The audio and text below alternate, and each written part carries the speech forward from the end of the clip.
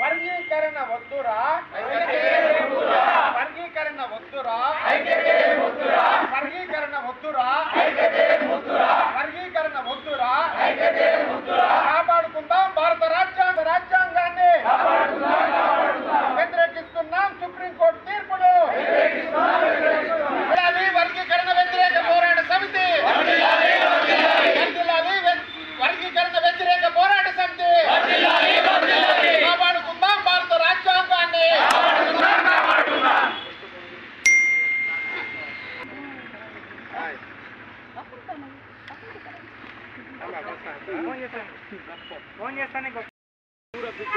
SC ST వర్గీకరణ ఏదైతే supreme court తీర్పునివ్వడం జరిగిందో దీనికి వ్యతిరేకంగా దేశవ్యాప్తంగా 21వ తారీఖు బంద్ను పిలుపునియడం జరిగింది.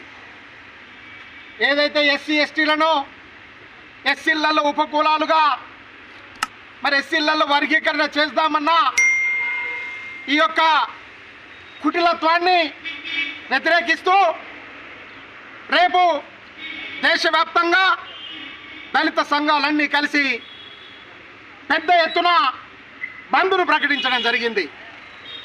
మరి ఏ ప్రభుత్వాలైనా ఎస్సీలలో చీలికలు తీసుకొచ్చి పరిస్థితి ఉన్నప్పుడు ఖచ్చితంగా మేము వ్యతిరేకిస్తూ ఉంటున్నాము. రేపు జరగబోయే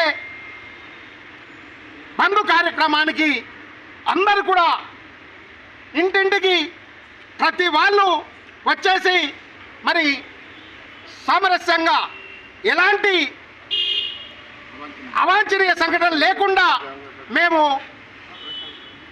కార్యక్రమాన్ని బంద్ను మరి చేయబోతున్నాము. ఈ బంద్ కార్యక్రమానికి వ్యాపారస్తులు కానివ్వండి, ఉద్యోగస్తులు మరియు ప్రతి వాళ్ళు కూడా ఈ బంద్కు సహకరించాలని చెప్పేసి మేమందరినీ కూడా మరి కోరుకుంటున్నాము.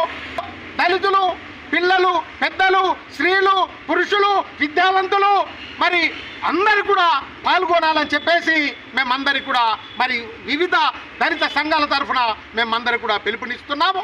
రేపు జరగబోయే మరి బంద్ కార్యక్రమాన్ని విజయవంతం చేయాలని చెప్పేసి మేము కోరుకుంటున్నాము.